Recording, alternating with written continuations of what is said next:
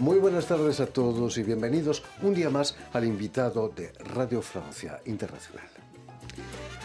La catedrática de literatura francesa Bettina Guillot acaba de publicar en la editorial Le Mot et le Reste, la palabra y el resto, el libro Pas pour plaire, pas là pour plaire, no estamos aquí para gustar, exhaustivo estudio dedicado al rap femenino, también en francés, gran olvidado de este género musical y literario en el que el sexismo y la imagen de la mujer son a menudo protagonistas.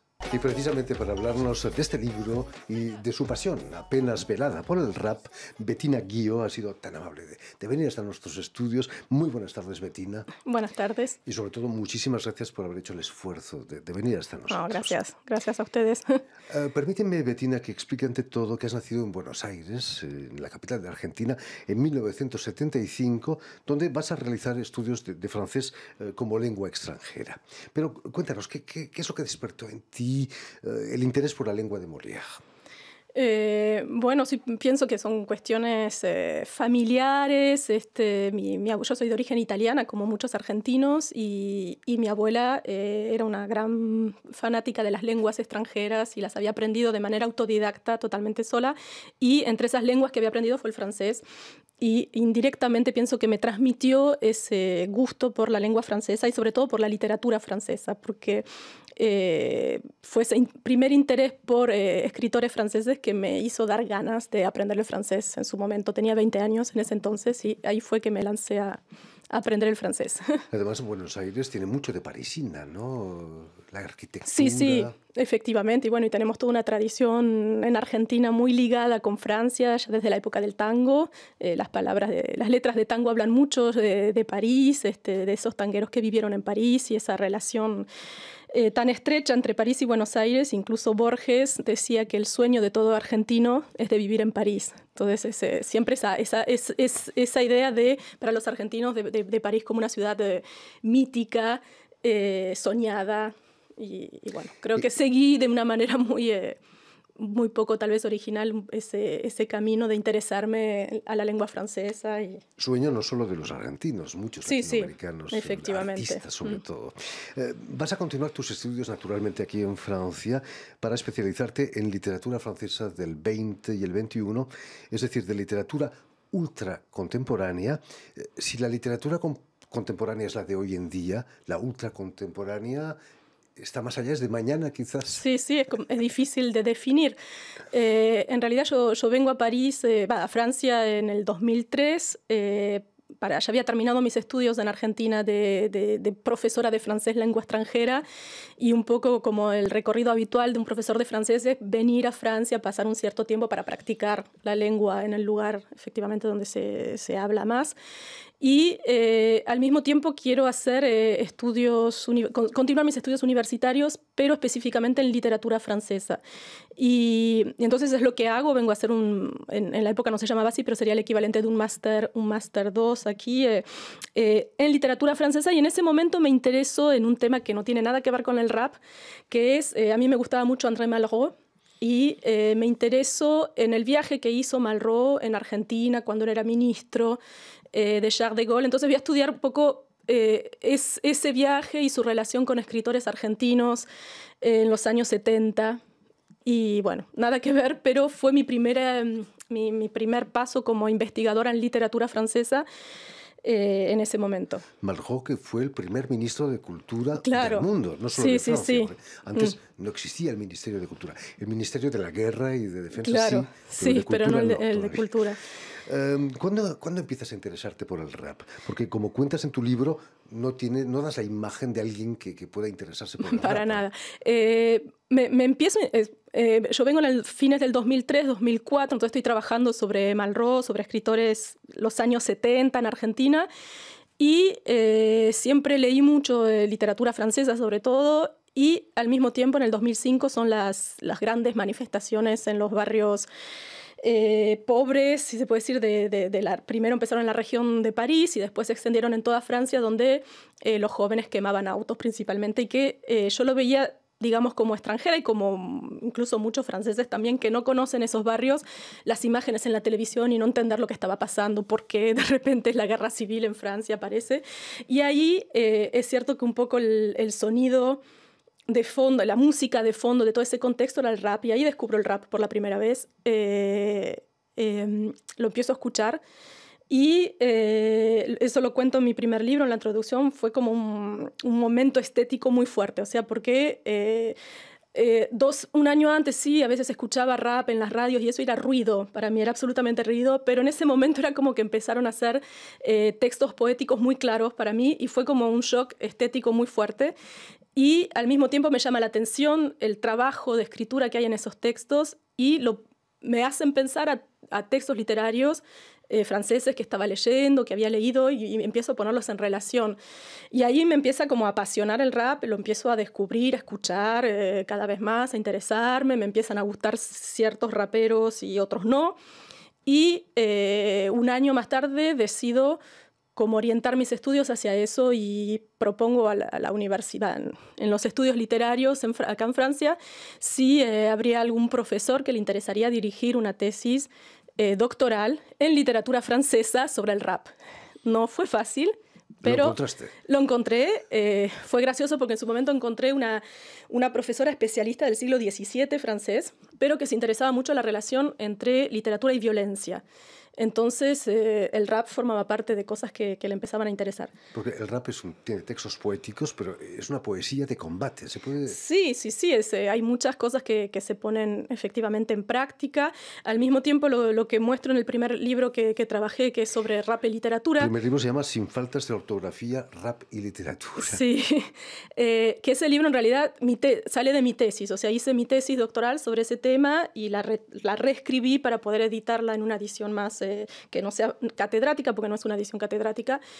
Y precisamente lo que muestro en este libro es cómo este rap francés no sale de la nada tampoco. Si bien tiene efectivamente, como todo rap, un origen en los Estados Unidos y en el rap norteamericano, hay una manera de buscar referencias y manera de decir y de hablar y de escribir que son particularmente francesas o que están en la cultura occidental.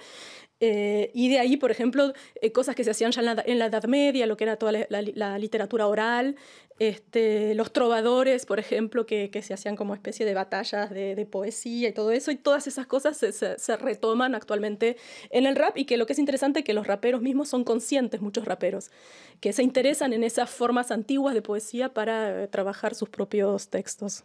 El rap y su lenguaje nace en la banlieue, los suburbios aquí en Francia, que nacen de la inmigración postcolonial de los 80, ¿no? Sí, al mismo tiempo es eso, es una música muy, muy anclada en referencias que tienen que ver con una historia francesa complicada y que se empieza a manifestar precisamente a partir de los años 2000. Se muestran bien las tensiones que existen entre esa población que viene de una inmigración postcolonial, pero que sigue siendo llamada población inmigrante o migrante, y cuando ya no lo son más, ya son una tercera generación de personas que han nacido en Francia, que han crecido en Francia, que jamás han pisado sus países, los países donde vienen sus familias, y que se las siguen percibiendo y no considerando como francesas. Entonces ese rap es un poco la música y la manera de expresarse de muchos jóvenes de estos barrios, y al mismo tiempo la manera de hacer descubrir las realidades o la vida de estos barrios o cómo se sienten esos jóvenes franceses en la sociedad francesa. Todo eso lo transmiten gracias al rap.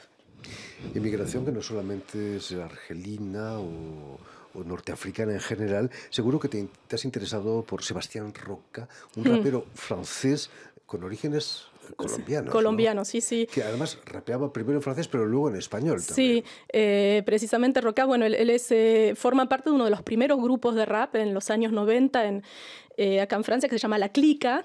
Súper interesante ese grupo y que cuenta mucho, describe mucho la vida en los barrios, en la periferia urbana aquí en Francia. Y él rapea en francés con palabras en español, que mezcla ya insistiendo en sus orígenes latinos, y después su carrera hace que se fue de Francia y está haciendo rap en español. Tuvimos la suerte de tenerlo aquí con nosotros qué bien, hace unos años ya, pasa el tiempo muy rápido. Ese lenguaje que es de banlieue a veces va muy lejos, ¿no? La justicia ha tenido que interesarse por algunos textos. Sí, sobre todo siempre, desde que apareció el rap ha creado problemas porque hay una manera de comunicar que es muy diferente a la que se está acostumbrada tal vez aquí en Francia, o que uno cree que está acostumbrada, porque lo que mostré también en mi primer libro es cómo, por ejemplo, el rap habla de una manera de las instituciones del Estado, de la misma manera que hablaba Céline, el escritor Céline, en sus libros como Voyage au bout de la nuit, que son estudiados en los liceos franceses, acá en el liceo, perdón, en Francia, o de la misma manera en que la canción francesa muy respetada, como canciones de Georges Brassens, otros hablaban de la policía y de las instituciones de esa misma manera. Pero es cierto que el rap viene con una forma nueva de música que es muy diferente a lo que se está acostumbrado, con palabras fuertes, palabras que se desconocen también, porque muchas palabras son las que se hablan en la periferia, y es una manera así artística que no se priva de utilizar vulgaridad, expresiones vulgares, malas palabras, fórmulas shock, que son importantes para transmitir ese mensaje. Entonces es cierto que esas fórmulas shock al principio, en los años 90, al principio de los años 2000, eran en general destinadas a la policía y a las instituciones, al Estado, a las instituciones del Estado. Entonces, en muchas ocasiones, sobre todo en el momento de las grandes manifestaciones en los barrios periféricos, hombres políticos aquí en Francia van a acusar al rap y decir, miren, lo que está pasando aquí es lo que dice exactamente este texto de rap escrito hace 5 años. Y se va a censurar el rap. Ciertos textos de rap no pueden ser pasados en la radio. Raperos han sido convocados en justicia. Y condenados. Y condenados. Después, sí, más adelante, sobre todo, ha habido un caso importante en el 2002 de un grupo que se llama La Rumeur, que, digamos, no por sus textos de rap, pero tenían como una especie de revista que distribuían en los conciertos, en el que denunciaban el actuar de la policía en los barrios periféricos. Entonces la policía se los va a acusar de ultraje a las instituciones públicas. Eso desde el nacimiento del rap acá en Francia ha sido siempre ese problema de tensión. Baudelaire y otros poetas del XIX también tuvieron problemas con la justicia. Sí, y Brassens lo mismo con su canción Hécatombe. Después lo que muchos raperos acusan y dicen es que si ellos dicen algo contra las instituciones francesas, enseguida la justicia les cae encima, y que un cantante blanco puede decir lo que quiera y lo van a dejar tranquilo, porque Renaud, por ejemplo, en sus canciones dice cosas muy parecidas o incluso peores que en muchos textos de rap, y pasa. Y es cierto que el rap siempre chocó de entrada por esa manera tan fuerte y brutal de denunciar las cosas y de explicar las cosas. Volviendo al libro que acabas de publicar, Pas là pour plaire, no estamos aquí para gustar. ¿Cómo nace la idea de dedicar un libro al rap femenino? Me imagino que no hay muchas raperas femeninas. Hay muy pocas. Hay un 5% de discos hechos por mujeres en la industria del rap. Y hablando que lo que hay que saber es que aquí en Francia el rap es la primera industria musical. Es la música la más vendida y la más escuchada. Y actualmente es la música que representa la canción de expresión francesa en el mundo entero. Más que el rock. Sí. No hay comparación. O sea, los artistas de rap son los que son escuchados mundialmente como referencia de la canción francesa actualmente, en estos últimos 5 años.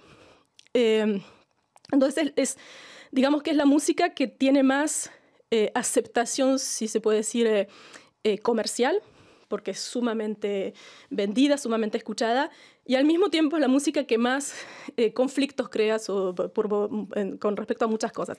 Pero lo que me interesó precisamente, ¿cómo puede ser que esta música tan vendida, tan escuchada, tan producida, la mayor producción de rap, de música actualmente en Francia es el rap, ¿cómo puede ser que haya tan pocas mujeres?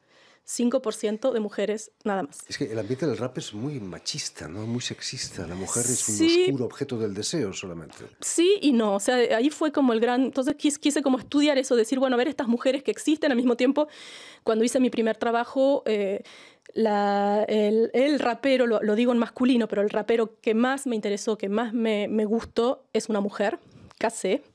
y que muchos especialistas de rap dicen el mejor rapero francés es una mujer. O sea, entonces ahí como que dije, bueno, quiero hacer un trabajo sobre Kassé, quiero trabajar sobre ella, solamente sobre ella, y ahí empecé a interesarme. Bueno, en las otras, con las otras también, porque hay mujeres, hubo mujeres y las hay, solo que están están como ocultadas o se las conoce poco. Y lo que al hacer este trabajo, lo que me pareció sorprendente es que no es precisamente el rap o los raperos los que dejan de lado a estas mujeres, sino la industria de la música, porque las mujeres no venden el rap como venden los hombres.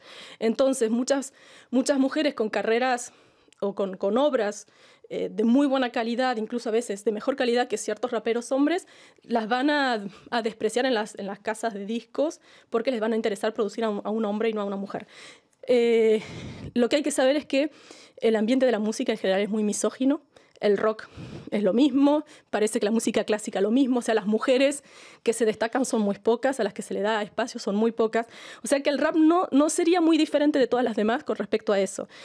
Lo que sí está la imagen del rapero en sí como un joven de barrio, negro o árabe, con su casquete, no sé cómo se dice en español, su visera, su gorrita, y que insulta a las mujeres, habla mal francés. Bueno, para mí es como que todo eso se relacionaba. Entonces, ir a buscar qué hay de real en eso, ¿no?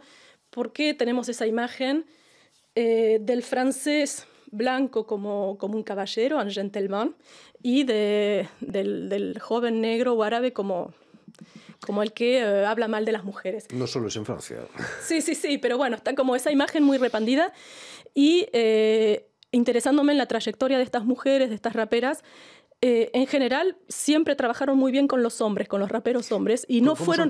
¿Cómo son tratadas? Muy bien, nunca fueron despreciadas por los raperos hombres, al contrario. Recién vimos al principio un video de Shai. Shai es una rapera belga, actual, contemporánea, una de las mujeres que está, que ha firmado en una gran casa de discos, y ella es el rapero Booba, uno de los más despreciados o considerados como misóginos, que es él el que la ha hecho salir adelante y aparecer como figura importante del rap. O sea que los hombres raperos siempre han apoyado mucho a las mujeres, incluso las primeras raperas, digamos, y en los raperos también todo se hacía mucho en grupos, y en grupos constituidos por mujeres y hombres. La mayoría hombres. A veces había una sola mujer en un grupo de 10 hombres y todos apoyando a esa mujer, y a veces ha sido la única que había sacado un disco en su época. Bob Dylan obtuvo en el 2017 el Premio Nobel de Literatura, cantautor, poeta naturalmente, pero ¿para cuándo un rapero podría obtener un Premio Nobel de Literatura? Pienso que precisamente es muy diferente la percepción que se tiene en la literatura en los Estados Unidos que aquí en Francia. Un rapero francés puede ser que un día tenga un rapero norteamericano puede ser que algún día le den el Premio Nobel de la Literatura, porque el rap en Estados Unidos es percibido de manera diferente.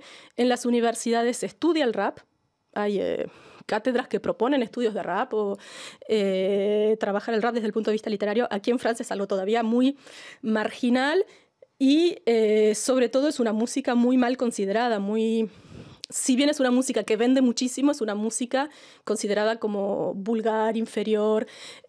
Pienso que aquí en Francia no sería nunca posible, seguramente tampoco hubiese sido posible que un Bob Dylan obtenga el Premio Nobel de Literatura aquí en Francia. Imagínate. Precisamente, y que es una de las cosas que me interesó en el primer libro, porque hay una relación muy estrecha en Francia, muy estrecha y muy sagrada, si se puede decir, con la literatura, y con la literatura escrita principalmente. La literatura se escribe con una gran L en Francia. No todo se mezcla con la literatura. Solo se considera literatura lo que está escrito en un libro. Lo demás, ¿no? Bueno, el teatro de Molière, pero hay que saber que Molière en su momento tampoco se lo consideraba como una gran literatura o obra. Y todo lo que forma parte de la oralidad, de la poesía oral, está relegado al universo de la canción. Como dos universos totalmente diferentes que no pueden cruzarse. Gracias a tu trabajo quizás se está subiendo el nivel del rap a un nivel literario y poético, naturalmente. En fin, pues ya lo saben, el libro de Bettina Guillot, On n'est pas là pour plaire, no estamos aquí para gustar, ha sido editado aquí en Francia y en francés por las ediciones Le Mot Elogeste. Muchísimas gracias, Bettina, por habernos contado cosas tan interesantes sobre el rap. Permíteme también que dé las gracias a Olivier Roux y a Julien Leng, quienes se han ocupado hoy de la realización del programa, y enviar un saludo muy especial a nuestros telespectadores, porque también los tenemos, que nos siguen en toda América Latina gracias a una cadena de televisión internacional uruguaya que se llama Canal U y emite desde Montevideo, allí en Uruguay. Muchísimas gracias.